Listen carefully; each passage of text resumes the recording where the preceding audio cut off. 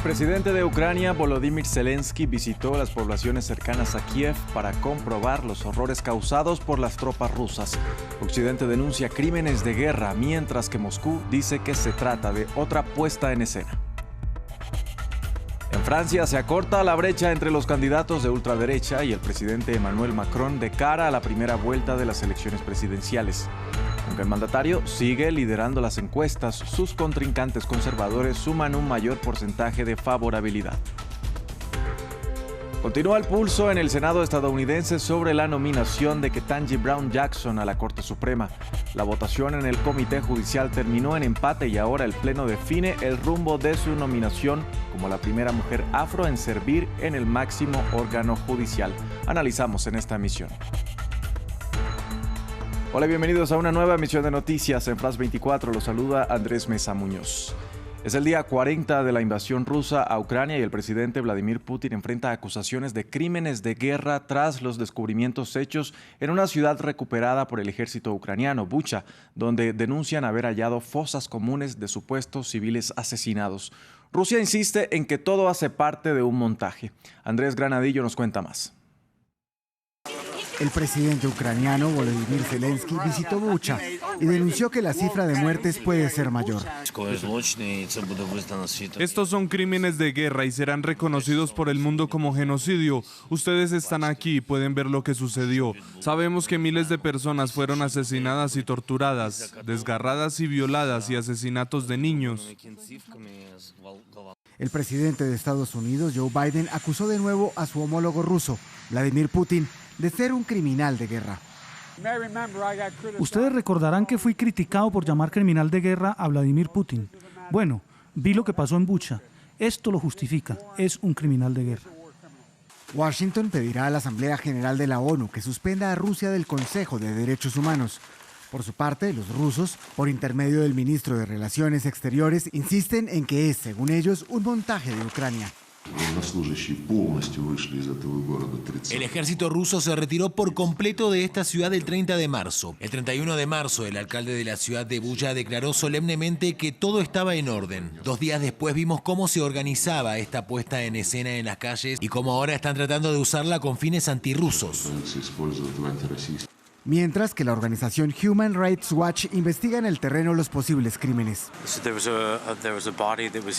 Había un cuerpo que estaba aquí y estoy tratando de buscar cualquier evidencia física de cómo fue asesinado, de dónde fue asesinado. Lo que estamos viendo en el suelo aquí son algunos casquillos de balas. En respuesta, Alemania expulsará a 40 diplomáticos rusos de la embajada de Berlín. Francia tomará la misma medida contra 35 funcionarios de la embajada de Rusia en territorio galo, entre otros. Vamos hasta Alemania porque el gobierno tomó el control temporal de la filial alemana de la empresa de gas rusa Gazprom. El objetivo, según el ministro de Economía, es asegurar el suministro de energía en el país. Esto en medio de las preocupaciones por una eventual escasez de hidrocarburos procedentes de Rusia a raíz de las sanciones impuestas a Moscú. La medida se da luego de que Gazprom Rusia abandonara su negocio en territorio alemán sin ofrecer más detalles.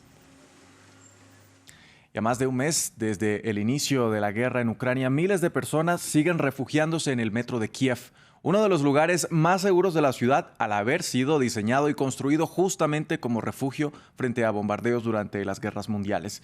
Sus más de 60 kilómetros cuentan con la infraestructura esencial e incluso con agua potable.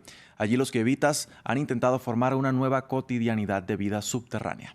Manuela Cano tiene la historia. Los últimos meses del embarazo de Ana transcurren bajo las calles de Kiev.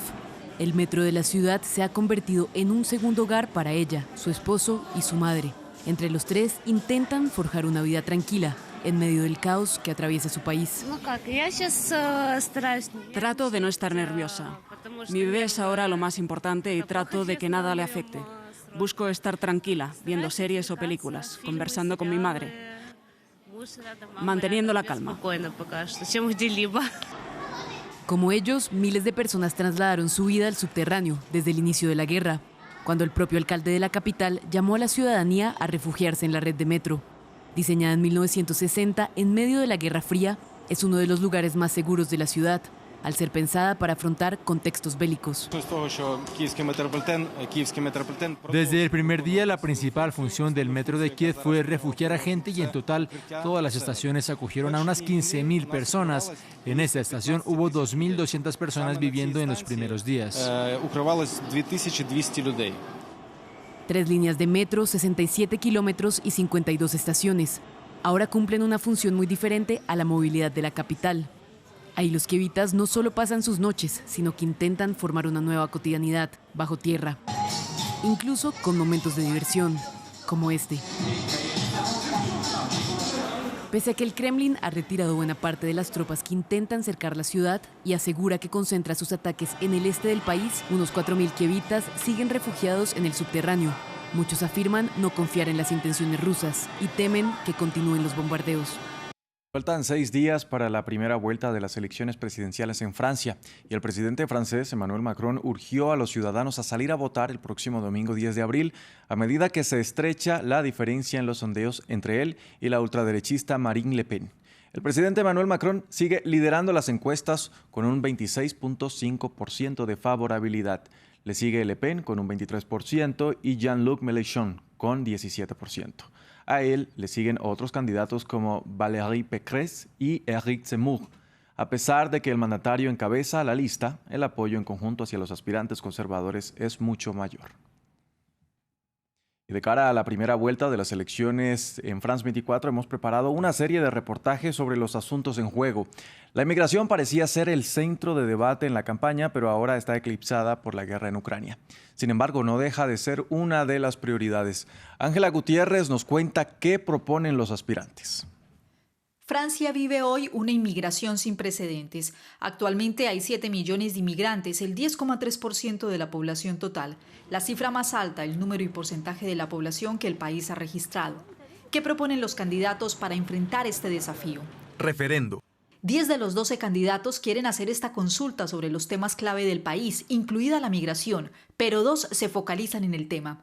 Tanto Marine Le Pen del partido Reagrupación Nacional como Éric Zemmour del partido La Reconquista, ambos de extrema derecha, proponen un referendo para ponerle fin al reagrupamiento familiar y al derecho europeo por encima del francés, además de endurecer el acceso a la nacionalidad, reformular el control de las fronteras y la creación por parte de Zemmour del Ministerio de la Remigración para expulsar a 1 millón de extranjeros. Derecho de asilo.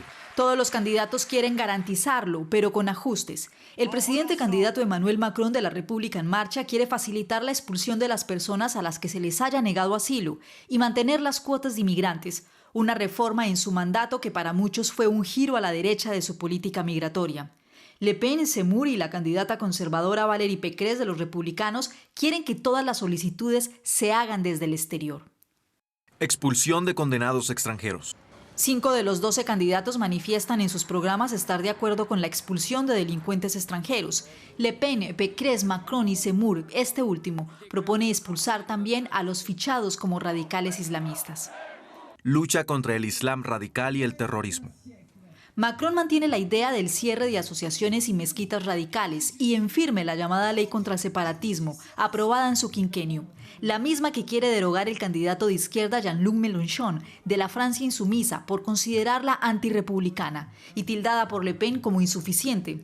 Ella prohibirá de raíz la práctica y la difusión pública de la ideología islamista.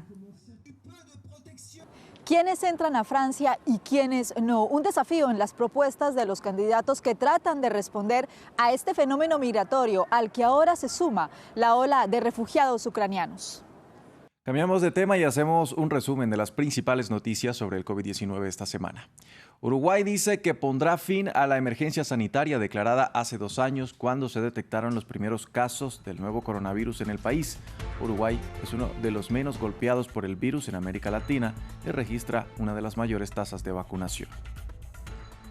En su intento o en su intención por recuperar el turismo, Cuba ya no exigirá una prueba negativa de COVID-19 o certificado de vacunación a los viajeros que deseen ingresar a la isla. La decisión obedece en parte, según las autoridades, a los niveles de inmunización alcanzados. Cuba registra la tasa de vacunación más alta de América Latina y el Caribe con las vacunas desarrolladas por su propia comunidad científica. Shanghái extenderá el confinamiento impuesto a sus 26 millones de habitantes mientras analiza los resultados de las pruebas realizadas en una masiva campaña para contener el brote del COVID-19. La metrópolis china podría enfrentar el peor brote de coronavirus que ha habido desde que empezó la pandemia. Y pasamos a Estados Unidos. El Senado continúa definiendo la confirmación de Ketanji Brown Jackson a la Corte Suprema de Justicia. Una votación en el Comité Judicial resultó en un empate entre demócratas y republicanos, pero el proceso logró pasar al Pleno de la Cámara Alta, en la que se espera que Jackson sea confirmada como la primera mujer afro en llegar hasta el máximo órgano judicial. Para analizar este tema, saludamos al constitucionalista Rafael Cox Alomar, quien nos acompaña desde Puerto Rico. Señor Cox, bienvenido a France 24. Con o sin el apoyo de los republicanos, ¿podríamos decir que la confirmación de Ketanji Brown Jackson a la Corte Suprema es un hecho? Bueno, buenas tardes y gracias por la invitación. Tal parece que hay 3 senadores republicanos que van a respaldar la nominación de la jueza Jackson. Por consiguiente, habrían de los 100 votos que hay en el Senado, habrían 53 votos para confirmar a la jueza Jackson. Ella va a necesitar la mayoría de los que estén presentes en el hemiciclo. Se debe de esperar de que todos los senadores estén presentes y con los demócratas más los votos de estos 3 republicanos que son Mitt Romney de Utah, Lisa Murkowski de Alaska y Susan Collins de Maine, se espera de que la jueza Jackson sea confirmada en el hemiciclo próximamente. Ahora, es común que los nominados a la Corte Suprema se encuentren en un fuego cruzado entre republicanos y demócratas. ¿Por qué este proceso ha sido menos traumático que en los que se eligieron, por ejemplo, a los conservadores Brett Kavanaugh y Amy Coney Barrett? Bueno, era una circunstancia política un poco distinta.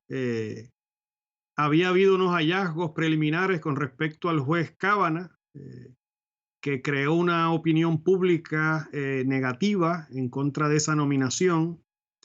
En este momento también está bien polarizada, pero la jueza Jackson tiene un expediente limpio de polvo y paja, no tiene ningún señalamiento de ninguna índole, de ninguna naturaleza. Y la división es una meramente política. Y no sería la primera vez que una jueza llega al Supremo con una votación dividida. Lamentablemente, en los últimos tiempos ese ha sido el caso de muchas de estas nominaciones al Tribunal Supremo de Estados Unidos. Ahora, ¿de qué manera puede cambiar la Corte Suprema tras la llegada de Jackson? Pues sería la primera mujer afro, sí, pero antes que ella ya se encontraba el conservador Clarence Thomas, que también es una persona afro. Bueno, el primer juez negro al Tribunal Supremo de Estados Unidos, eso se dio en 1967, ¿verdad? No es nada nuevo. Thurgood Marshall fue el primer juez negro en 1967, nombrado por el presidente Johnson.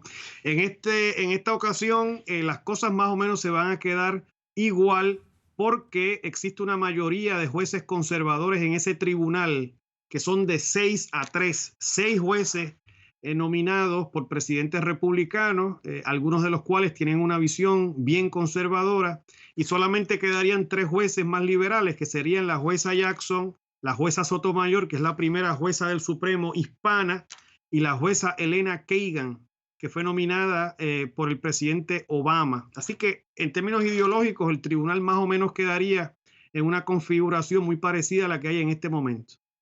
Pues bien, era Rafael Cox Alomar, constitucionalista. Muchas gracias por acompañarnos aquí en France 24. Y empezó en Florida el juicio contra Nicholas Cruz por la masacre en la escuela de Parkland en febrero de 2018. En octubre de 2021, el joven de 23 años se declaró culpable de asesinar a 17 personas, por lo que el jurado solamente decidirá si recibe la pena de muerte o cadena perpetua. Los padres y familias de las víctimas se han manifestado a favor de que Cruz reciba la pena de muerte. Y Twitter tiene un nuevo accionista y es nada más y nada menos que el multimillonario Elon Musk.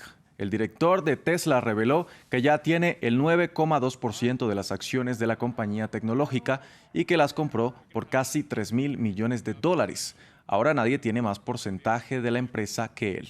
La compra llega luego de que Musk dijera que tenía pensado crear una nueva plataforma de redes sociales y cuestionara a Twitter por su compromiso con la libertad de expresión. Así despedimos este informativo. Gracias por acompañarnos.